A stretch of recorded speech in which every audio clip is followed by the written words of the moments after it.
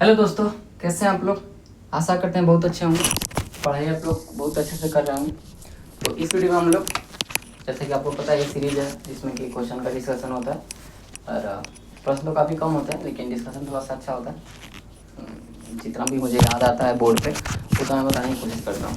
आप लोगों को याद रहे कि वीडियो थोड़ा शेयर भी करते रहें, मनोबल थोड़ा बना रहे। बिना मनोबल के क्या ही हो सकता है, ठीक है। थोड़ा सा शेयर करते रहें। बाकी चलिए वीडियो स्टार्ट करते हैं। पहला क्वेश्चन है,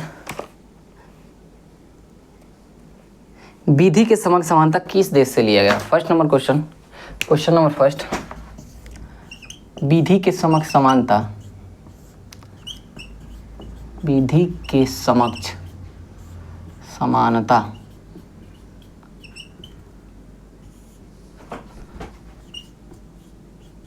किस देश से लिया गया है।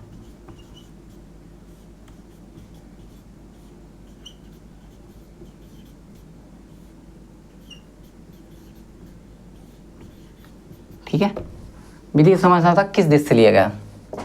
ए में इसमें बहुत ज़्यादा कंफ्यूजन होता है, ठीक है। आज सब क्लियर कर देता हूँ।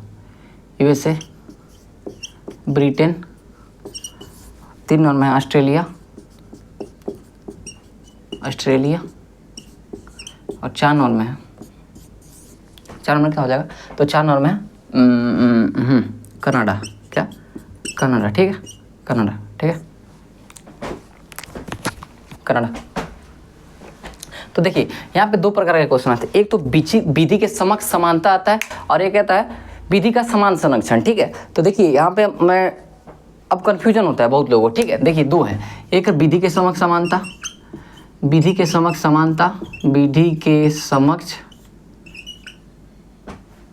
अरे समझ मैंने लिख दिया, विधि के समक्ष समानता, ठीक है, विधि के समक्ष समानता। और दूसरा है विधि का, विधि मतलब यहाँ पे कानून भी हो सकता है, ठीक है, दोनों सेम ही होता है। कानून का समान संरक्षण, समान संरक्षण,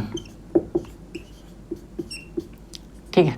तो आप लोग देखिए, तो देखिए मैं यहाँ पे पहले बता दे रहा हूँ। तो विधि के समानता कहाँ से लिया गया, तो ये लिया गया ब्रिटेन से। कहाँ से, ब्रिटेन से, ठीक है। और ये विधि का समान संरक्षण कहाँ से लिया गया, तो ये यूएसए से, ठीक है। अब देखिए इसको आप लोग कैसे याद रखेंगे, इसको याद ऐसे रखेंगे। देखिए यूएसए क्या है, यूएसए से मौलिक अधिकार हम लोगों ने लिया। मौलिक अधिकार क्या करता है, और यूएसए ही सबसे पहले ऐसे याद रख सकते हैं। यूएसए सबसे पहले क्या कहता है, मौलिक अधिकार का संरक्षण, या मौलिक अधिकार जब स्टार्ट हुआ तो उसको संरक्षण देना या उसका मतलब संरक्षण देना कौन स्टार्ट किया था, यूएसए। तो इसीलिए संरक्षण का जब भी बात आएगा, या अभी भी लोकतंत्र का, जहाँ भी लोकतंत्र नहीं है किसी भी स्टेट, जैसे कि कोरिया है, उत्तर कोरिया है, और भी बहुत जगह है जहाँ पे अभी राजशाही ब्रुनेई है, ठीक है। तो इन जगहों पे लोकतंत्र स्थापित करने का कार्य मतलब चाहता है कौन, यूएसए हो जाए तो ठीक है। मतलब कि क्या करेगा, संरक्षण टाइप का, मतलब कि जैसे आप लोग याद रखने के लिए मैं बोल रहा हूँ, ठीक है। तो संरक्षण का जब भी बात आएगा तो यूएसए होगा, समानता ब्रिटेन। तो समानता ब्रिटेन से लिया गया और विधि का समान संरक्षण कहाँ से लिया गया, तो ये यूएसए से लिया गया, ठीक है, ठीक है। ब्रिटेन का राजधानी कहाँ है, लंदन। लंदन कहाँ है, टेम्स नदी, ठीक है, लंदन टेम्स नदी के किनारे है, ठीक है। डोवर जल संधि कहाँ है, डोवर संधि तो इंग्लैंड और फ्रांस के बीच है। तो डोवर जल संधि कहाँ है, इंग्लैंड और फ्रांस के बीच में। डोवर जल संधि कहाँ है, इंग्लैंड और फ्रांस के बीच में, ठीक है, इंग्लैंड और फ्रांस के बीच में, ठीक है। अब यहाँ से और थोड़ा सा लिख लीजिए। अब मेरे अंदर जो है मैं सब कुछ बताऊंगा, ठीक है। ब्रिटेन और चीन क्या हुआ था, इन दोनों के बीच क्या हुआ था, तो इन दोनों के बीच हुआ था अफीम युद्ध। क्या हुआ था, अफीम युद्ध। क्या हुआ था, अफीम युद्ध, ठीक है। अफीम युद्ध कब हुआ था, 1839 से 42 तक, ठीक है। तो अफीम युद्ध कब हुआ था, 1839 से 42 तक, नॉनकिंग की संधि के तहत समाप्त हुआ था, ठीक है। नॉनकिंग की संधि के तहत समाप्त हुआ था, ठीक है, ठीक है। गुलाबों का युद्ध कहाँ हुआ था, तो गुलाबों का युद्ध कहाँ हुआ था, ब्रिटेन में। गुलाबों का युद्ध कहाँ हुआ था, ब्रिटेन में। गुलाबों का युद्ध कहाँ हुआ था, ब्रिटेन में। गुलाबों का युद्ध ब्रिटेन में, ठीक है। गुलाबों का युद्ध कहाँ होता है, ब्रिटेन में। कहाँ होता है, ब्रिटेन में। गुलाबों का युद्ध ब्रिटेन में हुआ था, ठीक है। अफीम युद्ध ब्रिटेन और चीन के बीच क्या होता है, अफीम युद्ध होता है। अफीम युद्ध किसके बीच, ब्रिटेन और चीन के बीच कब हुआ था, 1839 से 42 तक हुआ था, ठीक है। और ये नॉनकिंग की संधि के तहत समाप्त हुआ, ठीक है। गुलाबों का युद्ध कहाँ हुआ था, गुलाबो गीत कहाँ होता है? ब्रिटेन में। और एक लीजिए गौरवपूर्ण क्रांति, 1688 में गौरवपूर्ण क्रांति हुई थी, एक गौरवपूर्ण क्रांति। तो गौरवपूर्ण क्रांति कहाँ हुई थी? तो गौरवपूर्ण क्रांति भी कहाँ हुई थी? ब्रिटेन में ही हुआ था। तो गौरवपूर्ण क्रांति कहाँ हुआ था? ब्रिटेन में। गुलाबो का युद्ध कहाँ हुआ? ब्रिटेन में। नॉनकिंग संधि, नॉनकिंग संधि के तहत अफीम युद्ध ब्रिटेन और चीन के बीच, डोवर संधि इंग्लैंड और फ्रांस के बीच में, ठीक है। लंदन कहाँ? टेम्स संधि किनारे, ठीक है। भाई इतना बेसिक जानकारी आपके पास रहना चाहिए, रिवीजन भी हो जाएगा, होगा मुझे जहाँ तक पता है। एक कहीं ये थोड़ा सा दिक्कत हो सकता है, बाकी सब आपको पता होगा, ठीक है, इसको और इसको छोड़ के, ठीक है। और ब्रिटेन से क्या क्या लिया गया? तो ब्रिटेन के साथ क्या मतलब मंत्री व्यवस्था जो भी है उसको कहाँ से लिया गया? ब्रिटेन से लिया गया मंत्री व्यवस्था, ठीक है। संसद के दोनों सदन, संसद के दोनों सदन, संसद के दोनों सदन कहाँ से लिए गए? दोनों सदन ब्रिटेन से। कहाँ से? ब्रिटेन से, ठीक है। कहाँ से? ब्रिटेन से। और क्या लिया गया? ब्रिटेन से। तो ब्रिटेन से और क्या लिया गया? तो ब्रिटेन से और क्या लिया गया? ब्रिटेन से और क्या लिया गया? मतों के आधार पर विजयी होना, ठीक है। मतों के आधार पर विजयी घोषित करना। तो मतों के आधार पर विजयी घोषित करना, मतों के आधार पर विजयी घोषित करना, ये कहाँ से लिया गया? ये कहाँ से लिया गया? मतों के आधार पर विजयी घोषित करना, ये भी कहाँ से लिया गया? ब्रिटेन से लिया गया, ठीक है। परमाधिकार लेख भी, परमाधिकार लेख, परमाधिकार लेख, परमाधिकार लेख कहाँ से लिया गया? ब्रिटेन से लिया गया। परमाधिकार लेख ब्रिटेन से लिया गया। और क्या लिया गया? एकल नागरिकता, एकल नागरिकता, ठीक है। एकल नागरिकता कहाँ से लिया गया? ब्रिटेन से। एकल नागरिकता कहाँ से लिया गया? ब्रिटेन से, ठीक है। तो एकल नागरिकता ब्रिटेन से लिया गया, ठीक है। परमाधिकार लेख एकल नागरिकता ब्रिटेन से लिया है। और क्या लिया गया? तो और यहाँ पे क्या हो सकता है?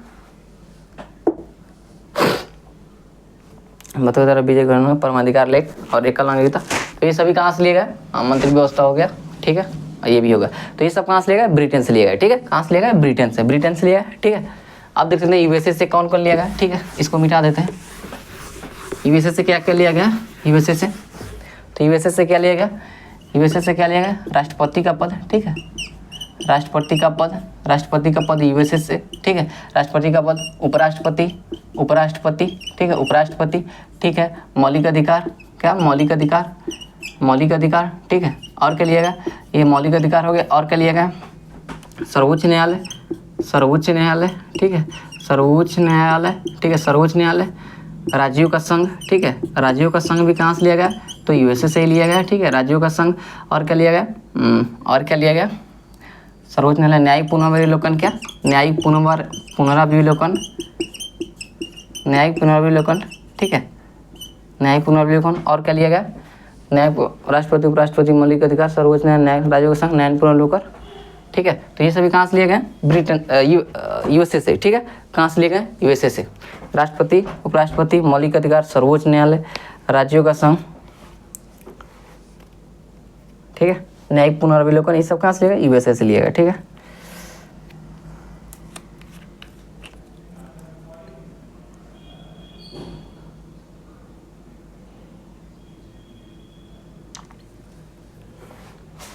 चलिए आप देख लेते हैं ऑस्ट्रेलिया से क्या क्या लिया गया, ठीक है। ऑस्ट्रेलिया से, हाँ। और क्या लिया गया यूएसए से?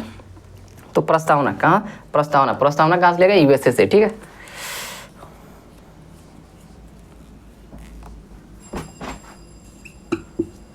प्रस्तावना कहाँ से लिया गया? तो प्रस्तावना कहाँ से लिया गया? यूएसए से, ठीक है। प्रस्तावना को लिया गया, ठीक है। प्रस्तावना को यूएसए से लिया गया, ठीक है। तो इतना चीज़, राष्ट्रपति, उपराष्ट्रपति, मौलिक अधिकार, सर्वोच्च न्यायालय, राज्यों का संघ, न्याय पुनर्विलोकन और प्रस्तावना, ठीक है। आप देख लेते हैं ऑस्ट्रेलिया से। ऑस्ट्रेलिया से क्या क्या लिया गया? ऑस्ट्रेलिया से क्या क्या लिया गया? समवर्ती सूची, ठीक है। समवर्ती सूची, समवर्ती सूची, समवर्ती सूची। और क्या लिया गया? प्रस्तावना की भाषा, प्रस्तावना की भाषा। और क्या लिया गया? संयुक्त अधिवेशन, ठीक है। संयुक्त अधिवेशन कहाँ से लिया गया है? ऑस्ट्रेलिया से। संयुक्त अधिवेशन, ठीक है। और क्या लिया गया? और क्या लिया गया? व्यापार तथा वाणिज्य की सुगमता, व्यापार और वाणिज्य, आप याद रखें, व्यापार और वाणिज्य, ठीक है। तो समवर्ती सूची, प्रस्तावना की भाषा, संयुक्त अधिवेशन और व्यापार तथा वाणिज्य, ये कहाँ से लिएगा? ऑस्ट्रेलिया से लिया। कनाडा से क्या क्या लिएगा? राज्यपाल की नियुक्ति, राज्यपाल की नियुक्ति, राज्यपाल की नियुक्ति, राज्यपाल की नियुक्ति, ठीक है। राज्यपाल की नियुक्ति। और क्या लिएगा? तो राज्यपाल की नियुक्ति हो गया। और फिर और अवशिष्ट शक्ति या केंद्र के पास है, ठीक है। तो अवशिष्ट शक्ति, अवशिष्ट शक्ति, अवशिष्ट शक्ति। और राष्ट्रपति का, राष्ट्रपति का, राष्ट्रपति का सर्वोच्च न्यायालय से, सर्वोच्च न्यायालय से, राष्ट्रपति का सर्वोच्च न्यायालय से सर्वोच्च न्यायालय से परामर्श लेना, ठीक है। कौन सा आर्टिकल है? परामर्श, परामर्श, परामर्श लेना। कौन सा आर्टिकल है? 143 है, ठीक है। 143 है। और कौन है? ठीक है, और कौन है? और कौन है? ठीक है, इतना हो गया। तो ये किसे हो गया? कनाडा से, ठीक है। कनाडा, ऑस्ट्रेलिया, ब्रिटेन, इससे भी हो गया। और देख ले रहे हैं थोड़ा, तो मौलिक कर्तव्य कहाँ से लिया गया? रूस से, ठीक है। मौलिक कर्तव्य कहाँ से लिया गया? रूस से। मौलिक कर्तव्य, तो मौलिक कर्तव्य कहाँ से? मौलिक कर्तव्य कहाँ से?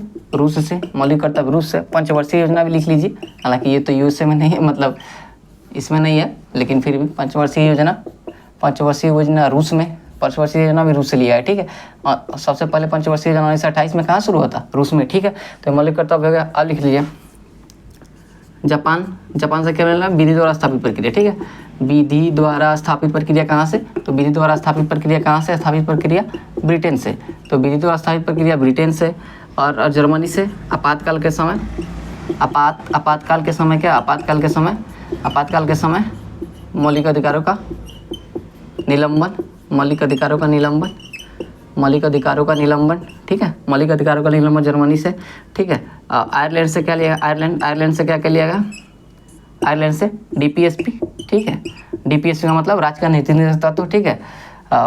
मनोनयन का अधिकार राष्ट्रपति द्वारा मनोनीत सदस्य, राष्ट्रपति द्वारा मनोनीत सदस्य, ठीक है। मनोनीत सदस्य मतलब राज्यसभा में जो भी 12 होता है ना वो, ठीक है। और आयरलैंड से क्या लिया गया? ठीक है, ये हो गया, ठीक है। और एक दक्षिण अफ्रीका। तो दक्षिण अफ्रीका से क्या मिलेगा? संविधान संशोधन, ठीक है। संविधान संशोधन, ठीक है।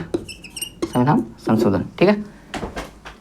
तो जितना भी लगभग मुझे याद आया मैंने उतना कराने की कोशिश किया। चलते हैं अगले वीडियो की तरफ, सॉरी अगले क्वेश्चन की तरफ बढ़ते हैं।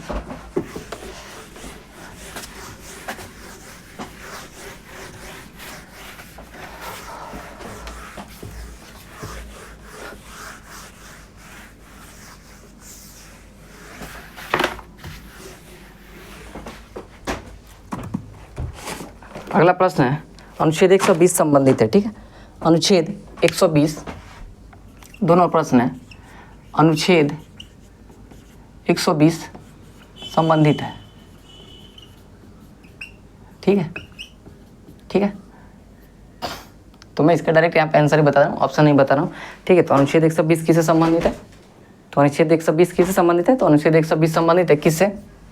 संसद की कार्रवाइयों की भाषा, ठीक है। संसद की कार्रवाइयों की भाषा, संसद की कार्रवाइयों की भाषा, एक कार्रवाइयों की भाषा, संसद की कार्रवाइयों की भाषा किस अनुच्छेद में? 120 में। और 210 में क्या है? सिर्फ इसका 120, लेकिन यहाँ पे 210। तो ये है राज्य विधानसभा की कार्रवाई की भाषा, ठीक है। राज्य विधानसभा आर्टिकल 210 में क्या है? राज्य विधानसभा की कार्रवाइयों की भाषा, ठीक है। कार्यवाहियों की भाषा, कार्यवाहियों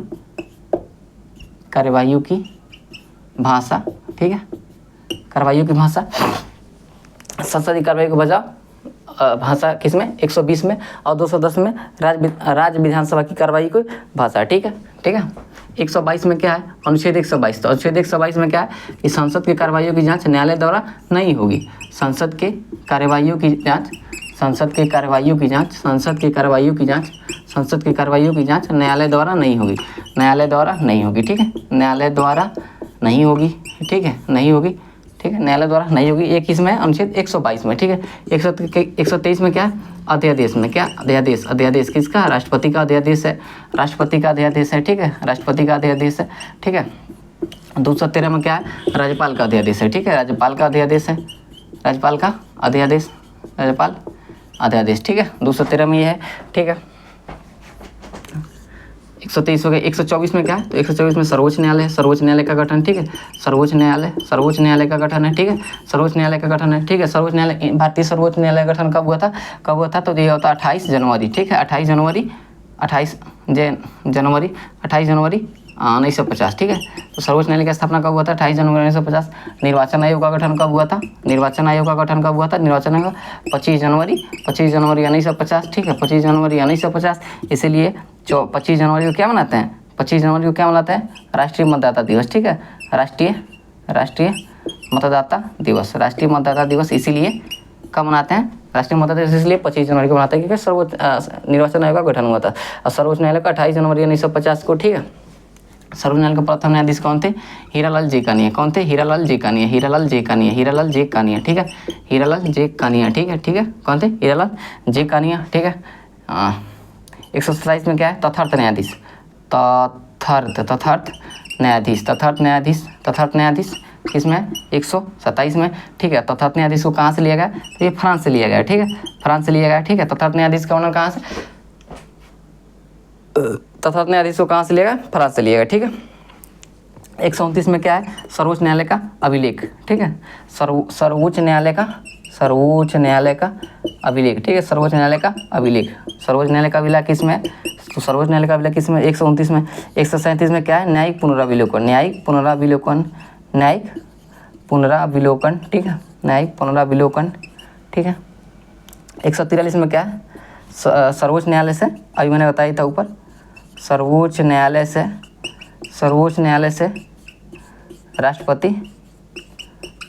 राष्ट्रपति का सलाह लेना, ठीक है, सलाह लेना, ठीक है। अगर किसी विषय पर राष्ट्रपति सर्वोच्च न्यायालय से सलाह लेते हैं तो कम से कम 5 सदस्यों की 5 न्यायाधीशों की बेंच उस पर फैसला करेगी, ठीक है। कितना? 5 न्यायाधीशों की बेंच उस पर फैसला करेगी, ठीक है। तो 143 तक हो गया, ठीक है।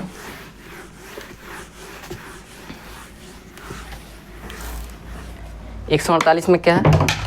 148 में क्या है? तो 148 में क्या है? 148 में क्या है? 148 में नियंत्रक महालेखा परीक्षक, नियंत्रक तथा महालेखा परीक्षक, ठीक है, महालेखा परीक्षक 148 में है, ठीक है। 153 में क्या है? 153 में क्या है? राज्यपाल है, क्या है? राज्यपाल है, क्या है? राज्यपाल है, ठीक है। 153 में राज्यपाल है, ठीक है। तो इतना इससे क्वेश्चन से थोड़ा 1 मिनट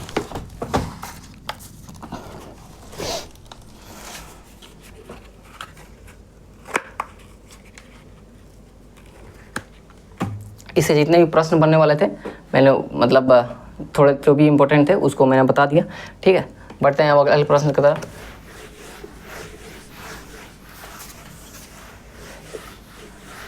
अगला प्रश्न है, भूमिगत जल द्वारा निर्मित आकृति है। ये काफ़ी अच्छा क्वेश्चन है, ठीक है। भूमिगत जल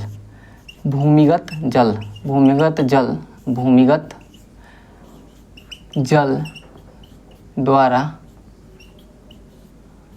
निर्मित स्थलाकृति है, ठीक है। तो ऑप्शन ए में है वेला, बी में है तरंगिका,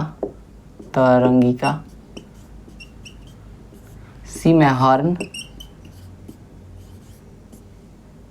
और डी में है गीजर। क्या है?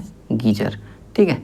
ये काफ़ी अच्छे प्रश्न होते हैं और एग्जाम में पूछता है कि कौन सागरीय जल द्वारा निर्मित है और कौन सागरीय जल द्वारा निर्मित, फिर इसमें पूछता है कि कौन बर्फ द्वारा निर्मित है, कौन सागर द्वारा निर्मित है और कौन भूमिगत द्वारा निर्मित है। इसको सबको हम एक बार देख लेते हैं, ठीक है।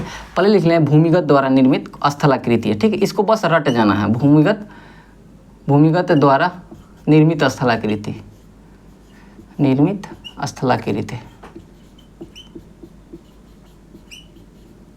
ठीक है। तो पहला है उत्सुत कुआं। सर्वाधिक उत्सुत कुआं कहाँ है? सर्वाधिक उत्सुत कुआं है ऑस्ट्रेलिया में, ठीक है, उत्सुत कुआं। दूसरा है गीजर, ठीक है, गीजर। तीसरा है घोल रंध्र। चौथा है डोलाइन।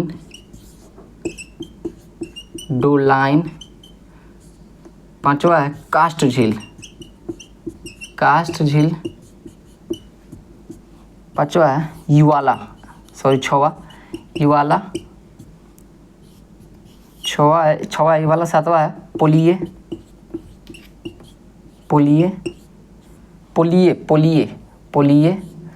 आठवा है स्टेलेक्टाइड।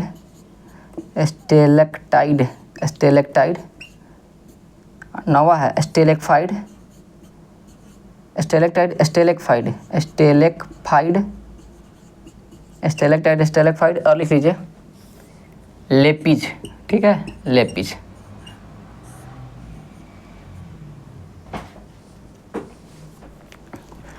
तो उत्सुक भूमिगत द्वारा मतलब भूमिगत जल, भूमिगत जल, ठीक है, यहाँ भूमिगत जल, भूमिगत जल द्वारा निर्मित अस्तकलित कौन है? उत्सुक गीजर, घोलन, टोलाइन, काजल, हिवाला, पोलिया, स्टेलेक्टाइट, स्टेलेक्फाइड और लेपिज, ठीक है, लेपिज, ठीक है। अब देख लेते हैं बर्फ द्वारा निर्मित आकृति, बर्फ द्वारा निर्मित, बर्फ द्वारा निर्मित आकृति,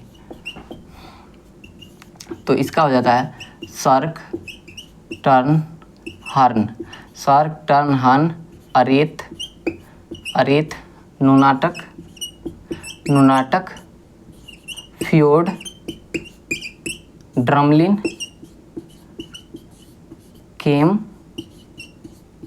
एस्कर, ठीक है, केम, एस्कर। तो ये कौन हो गया? बर्फ द्वारा निर्मित। कौन कौन? सर्क, टर्न, हर्न, अरेट, नुनाटक, फ्योर्ड, ड्रमलिन, केम, एस्कर। सर्क, टर्न, हर्न, अरेट, नुनाटक, फ्योर्ड, ड्रमलिन, केम, एस्कर। सर्क, टर्न, हर्न, अरेट, नुनाटक, फ्योर्ड, ड्रमलिन, केम, एस्कर, ठीक है। तो ये बर्फ द्वारा हो गया।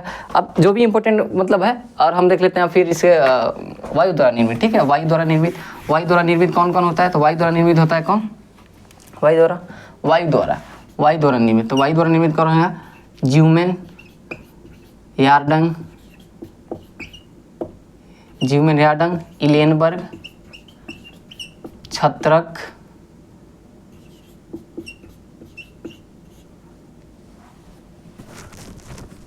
पलया, लेगून, पीडीपुलोन,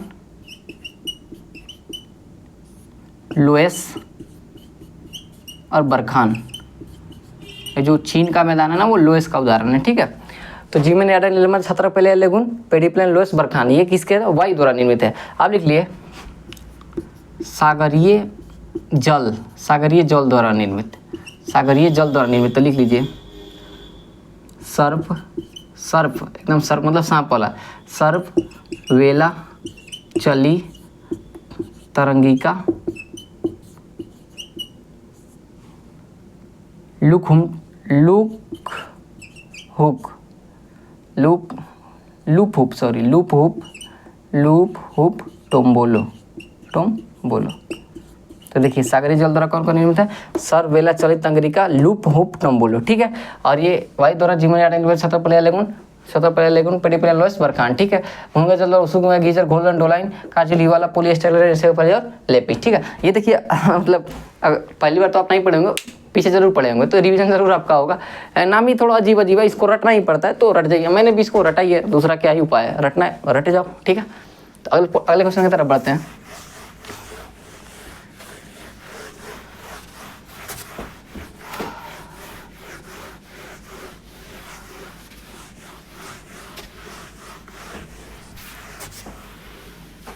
अगला प्रश्न है कमलांग टाइगर रिजर्व कहाँ है, ठीक है। कौन सा प्रश्न है? कमलांग टाइगर रिजर्व, ठीक है। प्रश्न है Kamalang tiger reserve, Kamalang tiger reserve, Kamalang tiger reserve स्थित है। जैसा आपको भी पता होगा, ये सब प्रश्न काफ़ी बनते हैं एग्जाम में, ठीक है। तो पहला है कमलांग टाइगर रिजर्व, ठीक है, कमलांग टाइगर रिजर्व। तो फर्स्ट है, फर्स्ट कहाँ है? First Kamalang tiger reserve, option A ले लीजिए, तेलंगाना, तेलंगाना, आंध्र प्रदेश, आंध्र प्रदेश, तीसरा है अरुणाचल प्रदेश,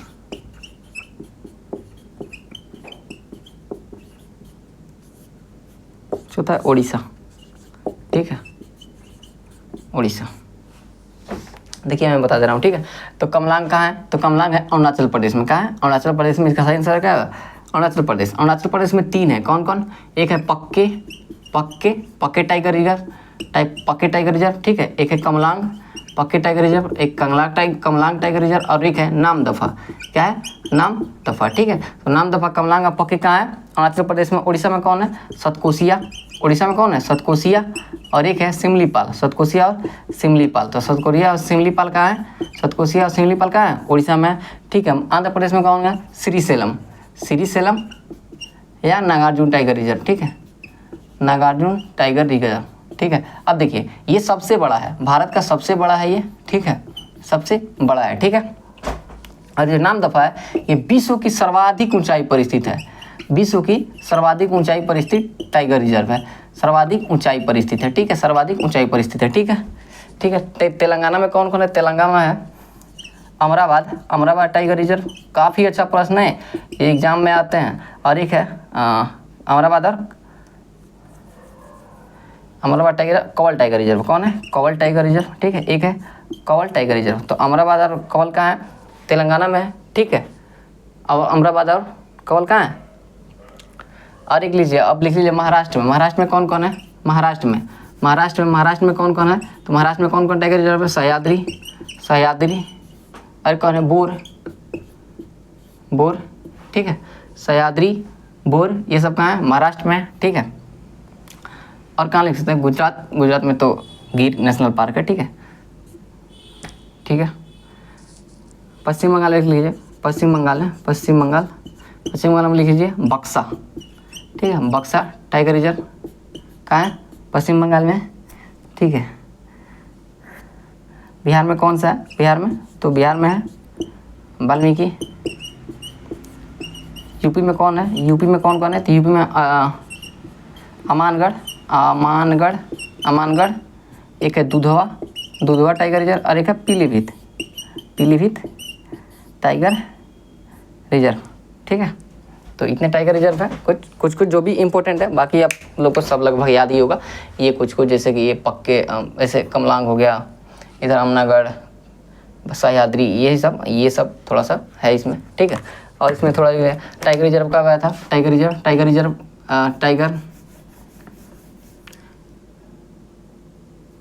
यह था कब? 1 अप्रैल 1973 को, ठीक है, 1 अप्रैल 1973 को, ठीक है, 1 अप्रैल 1973 को आया था ही, ठीक है। चलिए बढ़ते हैं अगले प्रश्न की तरफ।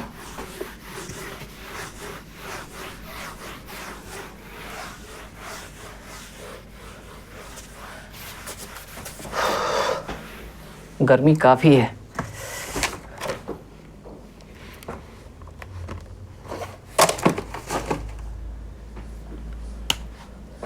अगला प्रश्न है, कितना है? 5 है क्या? 5 नंबर प्रश्न है।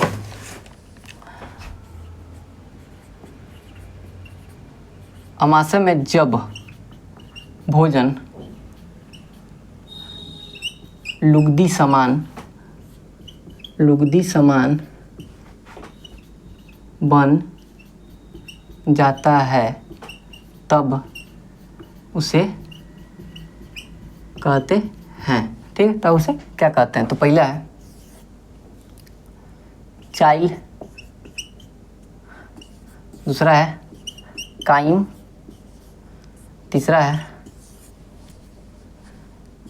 टाइल, और चौथा है वायस, ठीक है। तो मैं बता देता हूँ, देखिए अमाशय में जब भी भोजन को लुगदी समान होता है तो उसको बोलते हैं काइम। क्या बोलते हैं? अमाशय में क्या बोलते हैं? काइम। और जब ये छोटी आंत में जाता है तो उसको बोलते हैं चाइल, ठीक है। छोटी आंत में जब ये भोजन चला जाता है, एकदम लुगदी समान होता है, तो क्या बोलते हैं उसको? चाइल। और काइम किसको बोलते हैं? अमाशय में जब लुगदी समान हो जाता है उसको काइम बोलते हैं। तो देखिए कुछ हम लोग इससे रिलेटेड फैक्ट देख लेते हैं। जैसे जीभ हो गया, ठीक है, जीभ में क्या पाया जाता है हम लोगों में? एबनर ग्रंथि, ठीक है, एबनर ग्रंथि। तो एबनर ग्रंथि कहाँ पाया जाता है? जीभ में। जीभ का अगला भाग, ठीक है, अगला भाग, पिछला भाग, बगल का भाग, और एक का बीच का भाग, ठीक है। ये सवाल पूछता है कि ये किससे है, तो अगला क्या करता है? मीठा का टेस्ट देता है। पिछला क्या देता है? कड़वा का, ठीक है। अब बगल वाला क्या देता है? खट्टा का, ठीक है, खट्टा का। और बीच वाला स्वादहीन होता है, ठीक है, स्वादहीन होता है, ठीक है। बीच वाला क्या होता है? स्वादहीन होता है, ठीक है। दांत कितने प्रकार के होते हैं? दांत 4 प्रकार के होते हैं, ठीक है। कौन कौन? ICPM, incisor, canine, premolar, molar, ठीक है। Incisor, canine, premolar, molar.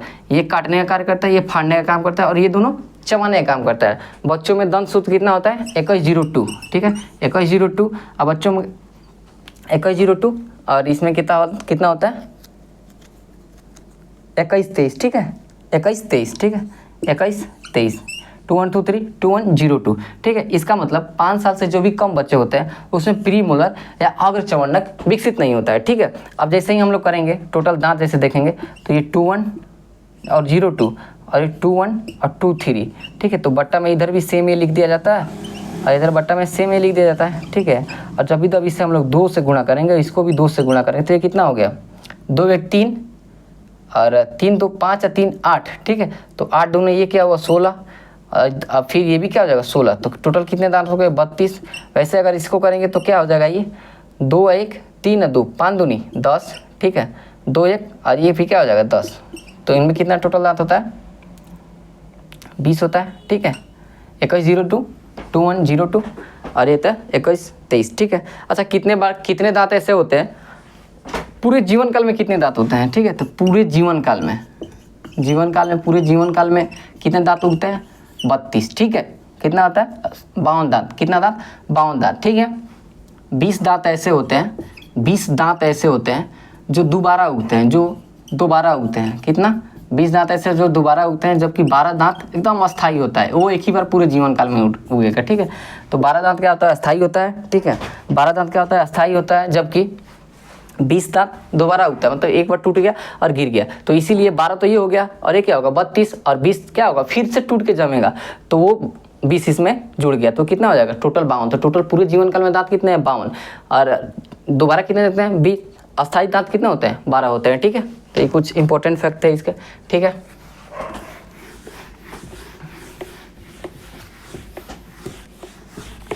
चलिए अब अगले प्रश्न की तरफ बढ़ते हैं। दिखाने के लिए तो काफ़ी है इसमें, लेकिन फिर भी जगह कम बचता है या फिर कितना ही इस पे लिखवा सकते हैं, फिर भी जो आता है वो सोचते हैं लिखवा दे, मतलब आता ही है लेकिन जगह कम है, टाइम भी तो कम है। सिंधु सभ्यता के किस स्थल से खगोलीय वेधशाला मिला है, सीधे लिख देते हैं खगोलीय वेधशाला कहाँ से मिला है, खगोलीय वेधशाला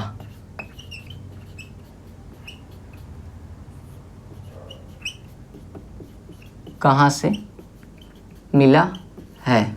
ए ऑप्शन है मोहनजोदाड़ो, बी में हड़प्पा, सी में धौलावीरा, ठीक है धौलावीरा, डी में है आलमगीरपुर,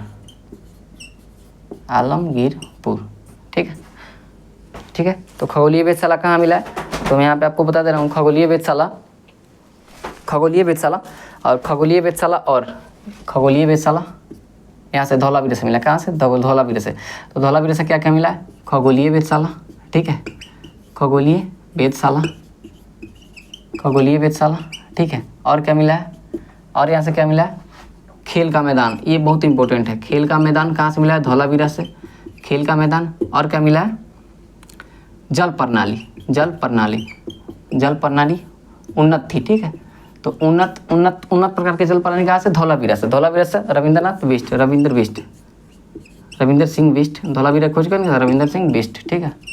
धौलावीरा रविंद्र सिंह बिष्ट किए थे। यहाँ से क्या क्या मिला तो खगोलीय वेधशाला, खेल का मैदान और उन्नत जल प्रणाली, ये 3 बहुत ज़्यादा इंपॉर्टेंट है। आलमगीरपुर, हिंडन नदी, धौलावीरा कहाँ है, धौलावीरा घग्गर नदी, ठीक है, घग्गर नदी किनारे है, ठीक है। आलमगीरपुर हिंडन नदी किनारे है, हिंडन नदी, ठीक है। ये कहाँ है मेरठ में, ठीक है, ठीक है, मेरठ के साइड का ये है, ठीक है, यूपी में पड़ता है, ठीक है। आलमगीरपुर का खोज किया था किसने किया था, देखिए आलमगीरपुर और रोपन, इन दोनों का खोज कौन किया था, एक ही आदमी ने किया था। किसने किया था यगदत्त शर्मा ने, किसने यगदत्त शर्मा, ठीक है, यगदत्त शर्मा। तो आलमगीरपुर की खोज और रोपन की खोज, रोपन कहाँ है पंजाब में है, ठीक है, पंजाब में कहाँ है सतलज नदी, ठीक है, सतलज नदी रोपन है, ठीक है, पंजाब में है सतलज नदी पे, ठीक है। तो आलमगीरपुर और रोपन इन दोनों का खोज किसने किया था यगदत्त शर्मा ने। अब देखिए एक है रंगपुर और एक है लोथल, रंगपुर और लोथल। तो लोथल कहाँ है गुजरात में है, कहाँ है भोगवा नदी, ठीक है, कहाँ है भोगवा नदी। रंगपुर कहाँ है मादर नदी, और ये भी क्या है गुजरात में है, ठीक है।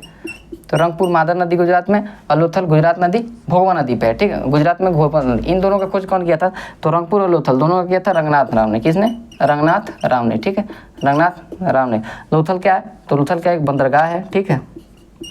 लोथल क्या है? बंदरगाह है, ठीक है। थोड़ा सा मिटा देते हैं इसको थोड़ा सा मिटा देते हैं।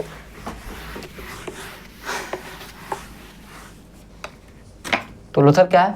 तो लोथल बंदरगाह है, ठीक है। यहाँ से क्या क्या मिला है वो भी देख लेते हैं। लोथल से क्या क्या मिला? टूटी हुई नाव, टूटी नाव, ठीक है, टूटी नाव। माप तौल की प्रणाली, माप तौल प्रणाली, ये उस टाइम 16 के रेशियो में थी, ठीक है, 16 के रेशियो में थी, ठीक है। माप तौल और क्या? अग्निकुंड, अग्निकुंड, ठीक है। ये कहाँ से मिला है? सब लोथल से मिला है। कहाँ से? लोथल से मिला है, ठीक है।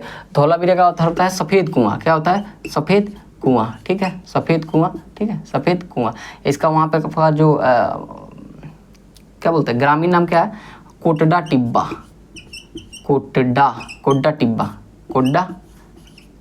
टिब्बा, ठीक है, कोड्डा टिब्बा है, ठीक है, ठीक है। मोहनजोदड़ो खोज किसने किया था? हड़प्पा खोज किसने किया था?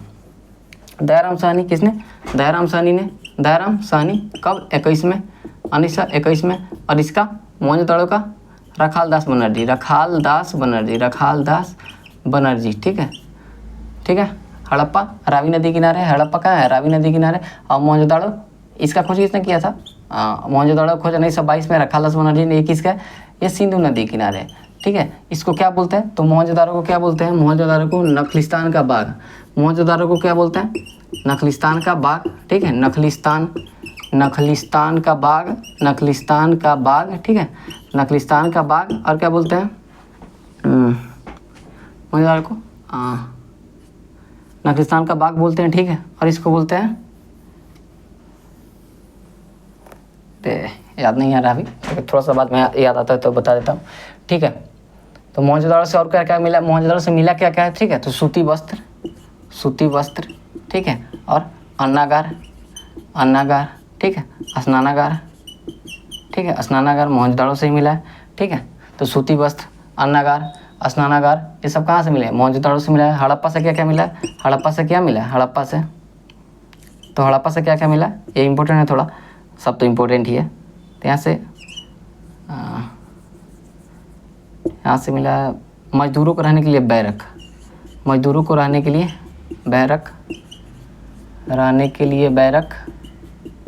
ठीक है।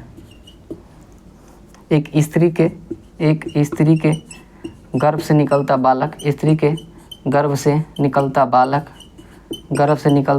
इसी में दिखाया गया, ठीक है, इसमें दिखाया गया। और क्या मिला है? मजदूरों को रहने के लिए बैरक, ठीक है, 2 बैरक है। कितना? 2 को बैरक मिला है, ठीक है।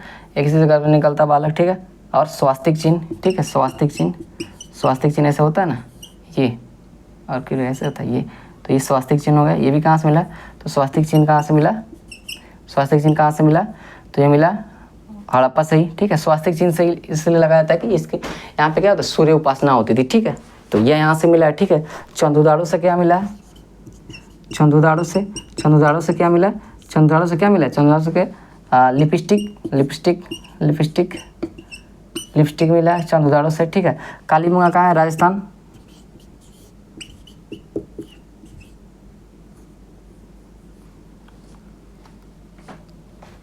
सॉरी, यहाँ पे धौलावीरा लूनी नदी के किनारे, ठीक है, धौलावीरा लूनी नदी के किनारे। ये मैंने कहकर थोड़ा सा बता दिया, कन्फ्यूजन में हो जाता है थोड़ा सा कन्फ्यूजन, ठीक है। कालीबंगा घग्गर नदी किनारे, ठीक है, कालीबंगा घग्गर नदी किनारे, ठीक है। कालीबंगा घग्गर नदी कहाँ है? राजस्थान में।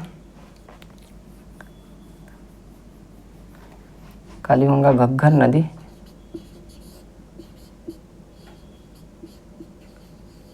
ठीक है, राजस्थान में। यहाँ से क्या मिला? काली चूड़िया और जूते हुए खेत, काली चूड़िया तथा जूते हुए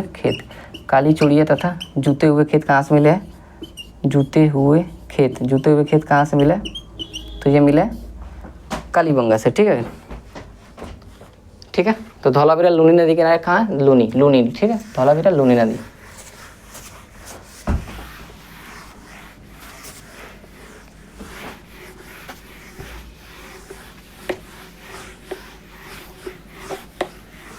अच्छा, सिंधु सभ्यता से और कौन कौन, सिंधु सभ्यता में क्या क्या नहीं पाया गया? तो पाया क्या नहीं गया? गाय, मंदिर, लोहा, ठीक है, सूअर भी यहाँ से नहीं मिला, नहर, ठीक है, तलवार, तलवार से भी अपरिचित। क्या क्या नहीं मिला? गाय, मंदिर, लोहा, सूअर, नहर और तलवार। इससे सिंधु घाटी सभ्यता के लोग क्या थे? अपरिचित थे, ठीक है, अपरिचित। सिंधु सभ्यता के लोग क्या करते थे? महिला और पुरुष दोनों भी आभूषण पहनते थे, ठीक है, और शाकाहारी और मांसाहारी दोनों थे, ठीक है, ये भी आप लोग याद रख सकते हैं, ठीक है। अगला क्वेश्चन देखते हैं।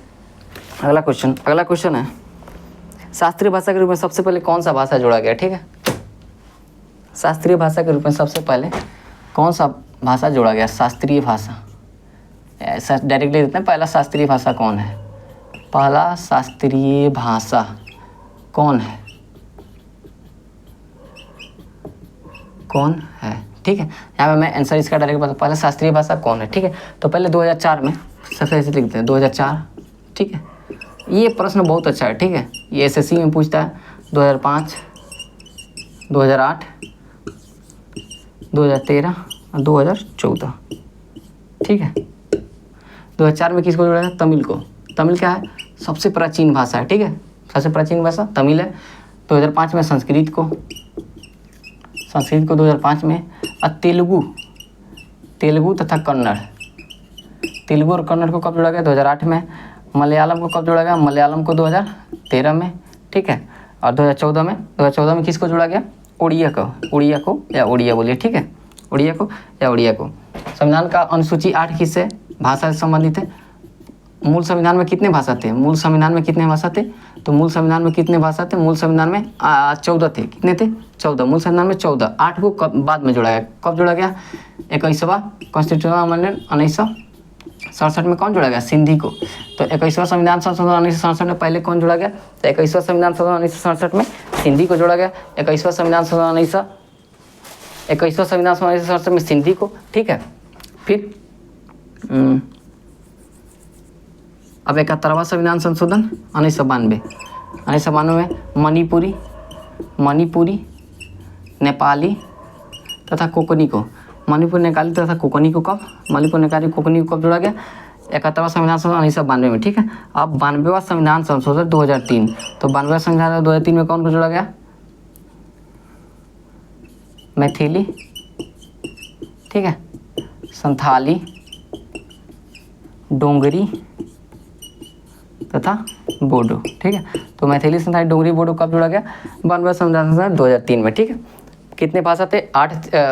8वें अनुसूची में भाषाओं का वर्णन है, 14 थे, बाद में 8 को जोड़ा गया। टोटल अभी कितना है वर्तमान में भाषा की संख्या कितनी है?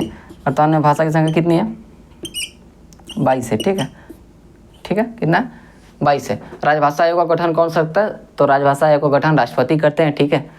पहले राजभाषा आयोग का गठन बीजी खरे की अध्यक्षता में हुआ था। तो पहला राजभाषा आयोग, पहला राजभाषा आयोग, ठीक है, पहला राजभाषा बीजी खरे की अध्यक्षता में गठित किया गया था, ठीक है। तो पहले राजभाषा आयोग का गठन कब हुआ था? बीजी खरे के अध्यक्षता में हुआ था, ठीक है। वर्तमान में 22 भाषाएं हैं, ठीक है।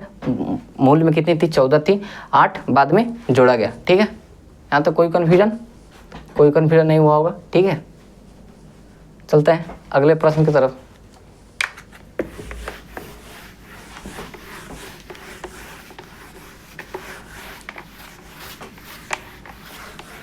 तुम्हारे तस्वीर,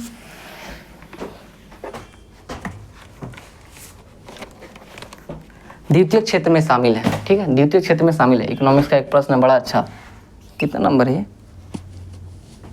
8 नंबर है, ठीक है। द्वितीय क्षेत्र में शामिल है, ठीक है, द्वितीय क्षेत्र में शामिल है, ठीक है, ठीक है। तो पहला ऑप्शन है यहाँ विद्युत, ठीक है। दूसरा है वानिकी, तीसरा है उद्योग नहीं, व्यापार, शिक्षा, ठीक है। तो देखिए, ऐसा कि आपको पता है अर्थव्यवस्था को 3 क्षेत्रों में बांटा गया है, ठीक है। क्षेत्र के मतलब क्षेत्र के अनुसार इसको 3 भाग में बांटा गया। ठीक है, प्राथमिक क्षेत्र, द्वितीयक क्षेत्र और तृतीयक क्षेत्र। कौन कौन? प्राथमिक क्षेत्र, प्राथमिक क्षेत्र, द्वितीयक क्षेत्र और तृतीयक क्षेत्र।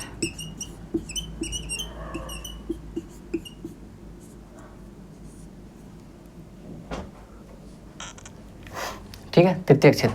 प्राथमिक क्षेत्र में कौन, अब हम लोग से इसमें प्रश्न पूछता है कि प्राथमिक क्षेत्र में कौन कौन आता है, द्वितीय क्षेत्र में कौन कौन आता है और तृतीय क्षेत्र में कौन कौन आता है, इसे यही प्रश्न पूछता है। ठीक है, तो प्राथमिक क्षेत्र में हम देखते थे कौन कौन आता है।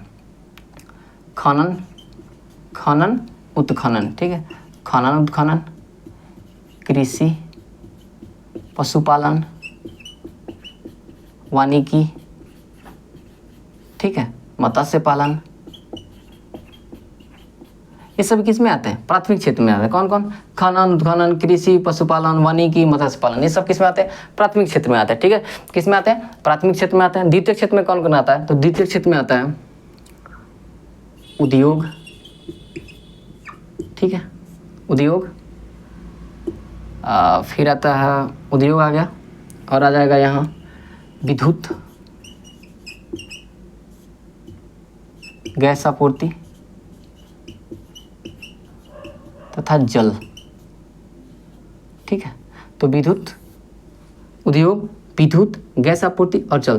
देखिए ये तो आपको पता होगा, लेकिन ये तीनों बहुत ज़्यादा इंपॉर्टेंट है। ठीक है, ये प्रश्न मतलब बन सकता है कि गैस आपूर्ति किस क्षेत्र से संबंधित है, विद्युत, गैस आपूर्ति और जल, ये तीनों किससे है? द्वितीय क्षेत्र। तृतीय क्षेत्र में क्या है? इसको सेवा क्षेत्र भी कहते हैं। सेवा, शिक्षा, व्यापार, ठीक है, होटल, ये सब किस में है? तृतीय क्षेत्र में। किस में? तृतीय क्षेत्र में। ठीक है, किस में? तृतीय क्षेत्र में। तो द्वितीय क्षेत्र में कौन शामिल है? तो विद्युत है। कौन है? विद्युत है। तो सही का आंसर क्या हो जाएगा? विद्युत हो जाएगा। ठीक है, अच्छा, अर्थव्यवस्था को ये तीन भाग में बांटा गया है। किसके मतलब तीन भाग में और बांटा गया, इसको कौन कौन कौन? समाजवादी, समाजवादी अर्थव्यवस्था, समाजवादी अर्थव्यवस्था, पूंजीवादी, पूंजीवादी अर्थव्यवस्था और एक मिश्रित अर्थव्यवस्था, मिश्रित अर्थव्यवस्था। ये अपना भारत में है, ये पूंजीवादी अर्थव्यवस्था यूएसए में है और समाजवादी कहाँ है? रसिया में, रूस में है। ठीक है, अब इसमें देखते हैं कि समाजवादी अर्थव्यवस्था किसका अधिपत्य होता है? तो किसका? सरकार का होता है। किसका? सरकार का होता है। इसका निजी व्यक्ति, ठीक है, निजी व्यक्ति का, और इसमें दोनों का होता है। ठीक है, किसका? दोनों का होता है। ठीक है, मतलब कि समाजवादी अर्थव्यवस्था में क्या उत्पादन करना है, कितना उत्पादन करना है, ये कौन तय करेगा? सरकार करेगी। ठीक है, और कितने बेचना है, ये सब सरकार तय करेगी। पूंजीवादी अर्थव्यवस्था में क्या खरीदना है, कितना खरीदना है, क्या खरीदना है, क्या बोना है, क्या बेचना है, कितने बेचना है, ये सब किसका? निजी व्यक्ति करेगा। ठीक है, किसी एक के हाथों में दे दिया वो करेगा। और मिश्रित अवस्था में दोनों होता है, मिक्सचर होता है। ठीक है, कुछ पे ये करेगा, कुछ पे वो निर्धारित करेगा क्या बेचना है, क्या करना है। ठीक है, जैसे कि आपको पता है कि एमएसपी जारी करती है सरकार, तो भारत सरकार ने मिश्रित में क्या होता है? भारत सरकार भी अनाज खरीदती है। ठीक है, लेकिन व्यापारी लोग भी अनाज खरीदता है, तो भारत सरकार क्या होता है? थोड़े से कम रेट पे खरीदती है और व्यापारी लोग ज़्यादा दे के खरीद लेते हैं, तो वो निजी हो गया और सरकार का क्या हो गया? सार्वजनिक हो गया। तो ये दोनों का मिश्रण है। ठीक है, ठीक है, तो मिश्रित भारत में मतलब दोनों का होता है। पूंजीवादी, अच्छा, समाजवादी अर्थव्यवस्था का जनक कौन है? Karl Marx. कौन है? Karl marks. कार्ल मार्क्स, ये भी लिख लीजिए, बहुत ज़्यादा, बहुत अच्छा इंपॉर्टेंट है, मतलब इंपॉर्टेंट है। पूंजीवादी अर्थव्यवस्था का Adam Smith, Adam Smith, wealth of nation, इनका जो एक पुस्तक है एडम स्मिथ का। ठीक है, तो वेल्थ ऑफ नेशन, पूंजीवादी अर्थव्यवस्था का स्रोत किसे बोलते हैं? तो एडम स्मिथ का पुस्तक वेल्थ ऑफ नेशन। ठीक है, wealth of nation, wealth of nation. ठीक है, तो वेल्थ ऑफ नेशन, तो पूंजीवादी अर्थव्यवस्था का स्रोत या जनक किसे माना जाता है? तो एडम स्मिथ की पुस्तक वेल्थ ऑफ नेशन को। ठीक है, ठीक है, अच्छा, समाजवादी अर्थव्यवस्था कौन है? Karl Marx. पूंजीवादी का एडम स्मिथ। और मिश्रित का? मिश्रित का तो कोई नहीं, मतलब दोनों में ही होता ही है। ठीक है, दोनों इसमें होते हैं। एक अर्थशास्त्री थे केंज, केन्स, केन्स कौन थे? केन्स। और एक थे लॉन्ज। ठीक है, लॉन्ज। तो केन्स ने कहा था कि पूंजीवादी अर्थव्यवस्था को, पूंजीवादी अर्थव्यवस्था को, पूंजीवादी अर्थव्यवस्था को समाजवादी की तरफ जाना चाहिए। ठीक है, समाजवादी अर्थव्यवस्था की तरफ जाना चाहिए। किसने कहा था? लेंज ने, जबकि केन्स ने, जबकि लेंज ने क्या किया था, लॉन्ज ने किया था कि समाजवादी अर्थव्यवस्था को कहाँ जाना चाहिए, पूंजीवादी की तरफ। कहाँ, पूंजीवादी की तरफ, ठीक है। तो समाजवादी को पूंजीवादी की तरफ जाना चाहिए। केन्स ने कहा था कि पूंजीवादी को समाजवादी की तरफ जाना चाहिए, ठीक है। जबकि लॉन्ज ने कहा था कि समाजवादी अर्थव्यवस्था को पूंजीवादी अर्थव्यवस्था की तरफ जाना चाहिए, ठीक है। ये भी मतलब बहुत अच्छा प्रश्न है, पूछ सकता है एग्जाम में, तो आप लोग इसको लिख सकते हैं, ठीक है।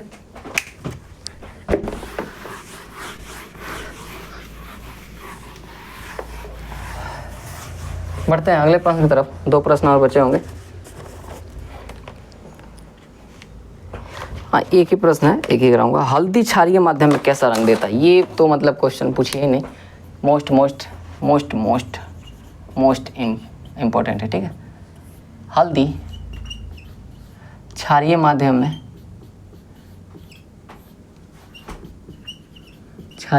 में प्रदान करता है, कौन सा रंग प्रदान करता है?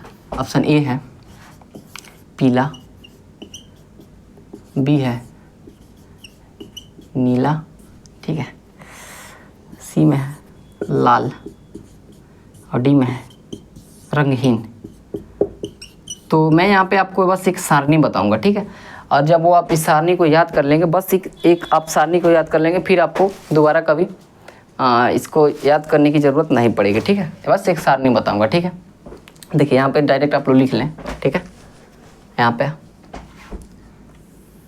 हाँ, यहाँ पे लिख लीजिए पदार्थ, ठीक है, पदार्थ। यहाँ लिख लीजिए अम्लीय माध्यम, और यहाँ लिख लीजिए क्षारीय माध्यम, ठीक है। और सीधे ऐसे कर लीजिए, ठीक है, ऐसे, ये बस। ये अगर आप प्रश्न मतलब देख लेते हैं, ठीक है, और ये सारणी याद कर रख लेते हैं, तो आज समझिए कि बहुत से लोगों से थोड़ा सा आगे निकल जाएगा, क्योंकि इसमें बहुत ज़्यादा लोग फंसते हैं, ठीक है। खुद मैं बिहार एसआई का 1275 में एक क्वेश्चन इसका गलत कर दिया, और आपको पता है कि जब क्वेश्चन गलत होता है एग्जाम में, वो फिर जीवन में मरते दम तक आदमी कभी गलत नहीं करता है, ठीक है। तो इसीलिए मैं आपको बताना चाहता हूँ। सबसे पहले देख लीजिए, यहाँ पे लिटमस को ले लेते हैं। पदार्थ में क्या है ना, लिटमस। तो अम्ल में क्या होगा, लाल, ठीक है, और इसमें क्षारीय में क्या होगा, नीला, ठीक है। तो अम्ल क्या करता है, नीले लिटमस को लाल कर देता है। अम्ल क्या करता है, नीला लिटमस को क्या कर देगा, लाल कर देगा। इसका मतलब कि अम्लीय माध्यम में क्या देगा, लाल, और क्षारीय माध्यम में नीला। कौन, लिटमस, ठीक है, लिटमस। अब आते हैं यहाँ पे मिथाइल ऑरेंज। एक आता है फिनोथलीन, ठीक है। तो देखिए ये अम्लीय माध्यम में रंगहीन हो जाता है। अम्लीय माध्यम में कोई रंग नहीं देगा, चुपचाप शांत हो जाएगा, ठीक। अम्लीय माध्यम में कोई रंग नहीं देगा, कौन, फिनोथलीन, कोई रंग नहीं। फिर क्षारीय माध्यम में गुलाबी रंग देता है। कौन सा रंग देता है, गुलाबी रंग देता है। तो क्षारीय माध्यम में कौन सा रंग देगा, गुलाबी। क्षारीय माध्यम में कौन सा रंग देगा, गुलाबी। क्षारीय माध्यम में गुलाबी, क्षारीय माध्यम में गुलाबी। कौन, फिनोथलीन। अम्लीय में, ये सारणी से याद रखिएगा, बहुत अच्छा है, ठीक है। अब आता है मिथाइल ऑरेंज। कौन आता है, मिथाइल ऑरेंज,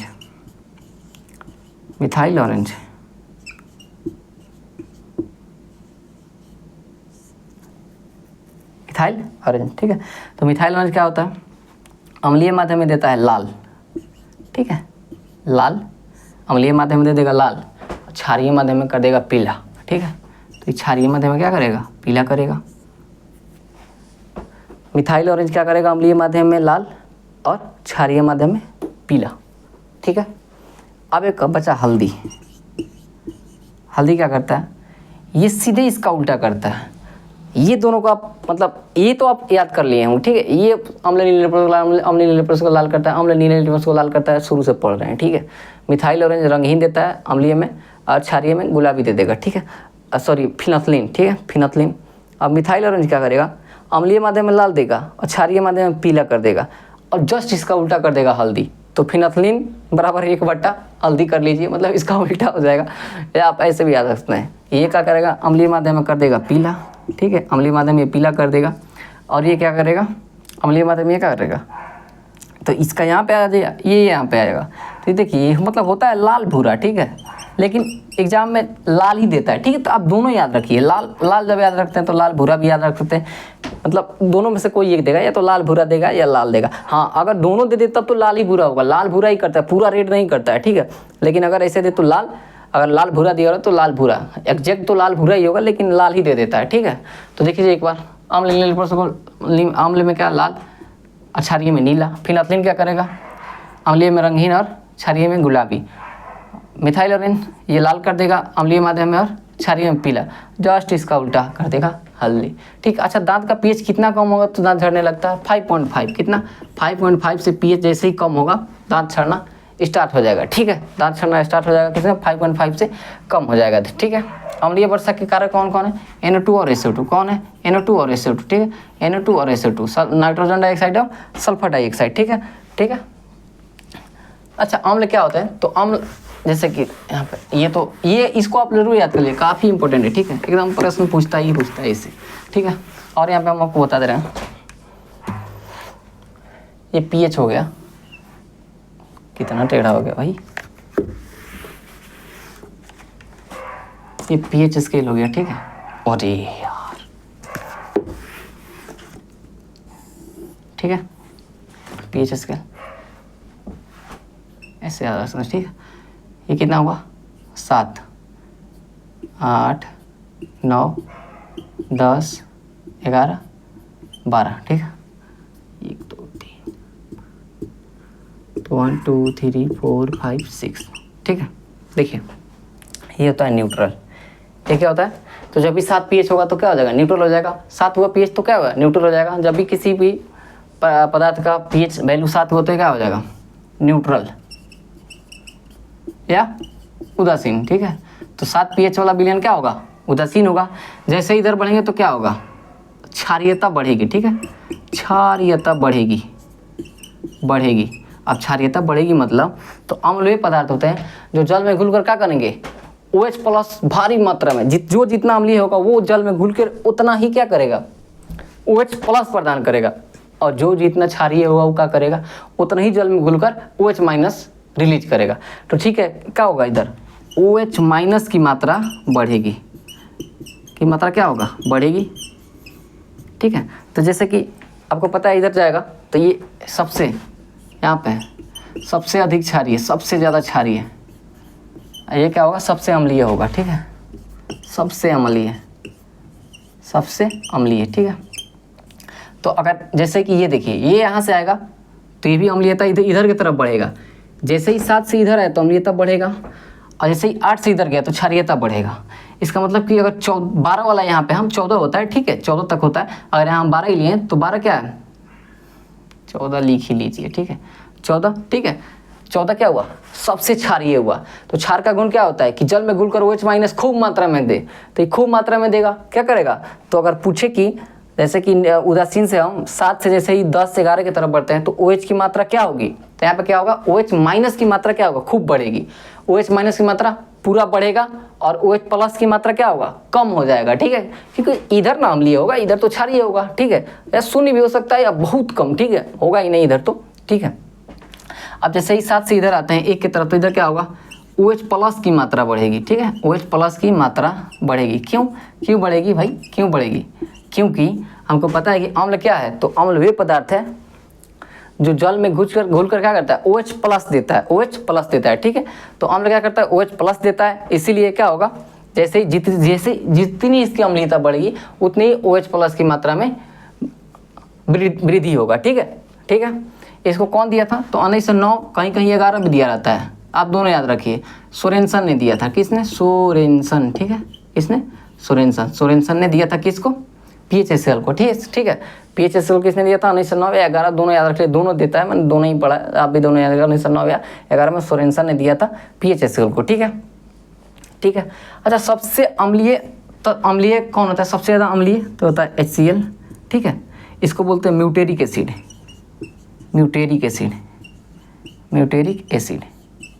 ठीक है, इसको बोलते हैं, ठीक है। तो ये स्ट्रॉन्ग मतलब मजबूत अम्ल है, ठीक है। एक और फिर लिख ले H2SO4, ये दोनों क्या है, मजबूत अम्ल है। इधर कौन कौन है, NaOH, सोडियम हाइड्रोक्साइड, ठीक है, और KOH पोटेशियम हाइड्रोक्साइड, ये दोनों क्या है, प्रबल क्षारीय हैं। ये दोनों क्या है, प्रबल क्षारीय हैं, और ये दोनों क्या है, प्रबल अम्लीय हैं। तो प्रबल अम्लीय HCl और H2SO4, और इधर क्या हो जाएगा, प्रबल क्षारीय कौन हो जाएगा, NaOH प्लस KOH, ठीक है। MgOH को क्या बोलते हैं, एंटासिड, ठीक है, एंटासिड बोलते हैं MgOH को। ये हमारे पेटों में पाया जाता है, जैसे कि हम लोग इनो पिए तो उसमें क्या होता है, MgOH होता है। पेटों की अम्लीयता बढ़ जाती है, तो अम्ल बढ़ गया तो उसको न्यूट्रल कौन करेगा, क्षार। तो ये क्या होगा, ये भी प्रबल क्षारीय होता है, ठीक है। ये भी एंटासिड के रूप में, मतलब प्रति अम्ल, एंटासिड का मतलब क्या है, प्रति अम्ल, इसलिए इसको पीते हैं हम लोग। जब पेट में अम्लीयता बढ़ जाएगा तो इसको पी लेंगे तो हम लोग ठीक हो जाएगा। क्यों, क्योंकि उसको न्यूट्रल कर देगा। जैसे कि नमक, अब एक नमक का पीएच कितना होता है, कोई बता सकता, नमक का पीएच किसी से पूछिएगा आप, एक बार पूछिए क्या बताएगा। तो नमक का पीएच क्या होता है भाई, पीएच वैल्यू 7 होता है इसका, ठीक है। ये न्यूट्रल होता है, ठीक है, क्या होता है, न्यूट्रल। क्यों, पता है क्यों, क्योंकि जो नमक का निर्माण होता है ना, वो प्रबल क्षार, मतलब कि प्रबल क्षार और प्रबल अम्ल के माध्यम से होता है। प्रबल क्षार और प्रबल अम्ल के द्वारा होता है नमक का निर्माण, ठीक है। इसीलिए जैसे NaCl है ना, NaCl, तो ये क्या है, प्रबल क्षारीय बनाएगा ये, क्योंकि धातु के क्या होता है, धातु क्षारीय बनाता है और धातु अम्लीय बनाता है, और ये प्रबल अम्लीय विलयन इसका होगा। तो जब दोनों मिलेगा ये तो क्या हो जाएगा, प्रबल और प्रबल मिलेगा तो क्या होगा, जैसे कि अब ये है, इसको सेम बल से खींचेंगे तो क्या हो जाएगा, न्यूट्रल हो जाएगा, अस्थिर रहेगा यहीं पे। सेम यही बात है। अब दोनों जब स्ट्रॉन्ग हो जाता है ना, तो ये स्टेबल हो जाता है, ये न्यूट्रल हो जाता है, ठीक है। तो इसका pH 7 आ जाता है। ये तो ना स्ट्रॉन्गे रहता है, ना स्ट्रॉन्गे रहता है, और ना तो मतलब ना बेसिक नेचर का होता है, ना ही अम्लीय नेचर का होता है। क्यों, क्योंकि इसका निर्माण ही हुआ है प्रबल अम्ल, प्रबल क्षार से। HCl को एकमात्र खनिज अम्ल है, एकमात्र खनिज के रूप में पाया जाना अम्ल कौन है, HCl ही है, ठीक है। तो खनिज अम्ल कौन सा है, HCl। HCl को बोलते हैं खनिज अम्ल भी बोलते हैं, ठीक है, खनिज अम्ल भी बोलते हैं HCl को, ठीक है। तो यहाँ पे क्लास को ख़त्म करते हैं, और कैसा लगा आपको ये क्लास, कमेंट करके ज़रूर बताएं। मेहनत थोड़ी इसमें लगती है, पढ़ना पड़ता है थोड़ा। और देखिए, मैं कल एक भाई ने कमेंट किया था, कल वाले वीडियो पे, हाँ कल ही वाले पे, मैंने क्या कहा था कि 86वां संविधान संशोधन ना बोल के मैंने 84 CA कॉन्स्टिट्यूशन अमेंडमेंट 2002 बोल दिया था। तो देखिए भाई, बोर्ड पे जब भी आप पढ़ाते हैं, कोई भी टीचर हो, सबसे गलती हो जाती है, ठीक है, सबसे गलती हो जाती है। मैं भी तो एक आदमी हूँ यार, तो गलती हो ही जाएगी। फिर मैंने उसको तुरंत कमेंट में पिन कर दिया था। तो एक भाई ने कमेंट किया था कि पेपर पर लिख लो और फिर पढ़ाओ, ठीक है। तो ऐसा ठीक है, उन्होंने लिखा जो भी, तो पेपर पे तो लिख कर मैं पढ़ाना ही होता, तो फिर यहाँ पे क्या करता, ठीक है। मैं तो ऐसा बता नहीं सकता हूँ।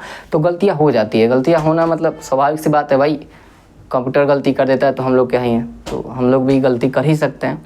और यहाँ पे थोड़ा सा मतलब कैमरे के सामने बोलना थोड़ा सा ही लगता है, तो गलती हो जाती है, ठीक है। तो सभी लोग ऐसा नहीं बोलते हैं, उनको पता है कि गलती हो जाती है, ठीक है। तो वहाँ पे 86वां संविधान संशोधन 2002 होगा। अभी जैसे यहाँ पे मैंने घाघर को कालीबंगा को घाघर छोड़ के मैंने वहाँ पे धौलावीरा को घाघर बना दिया था, ठीक है। धौलावीरा लुनी नदी किनारे है, ठीक है, और कालीबंगा घाघर नदी के किनारे है। तो आपको कैसा ये वीडियो लगा, कमेंट करके ज़रूर बताएं। और आप लोग का प्यार रहा तो मैं इसको कंटिन्यू रखूँगा। और मिलते हैं नेक्स्ट वीडियो में, आगे के लिए जय हिंद।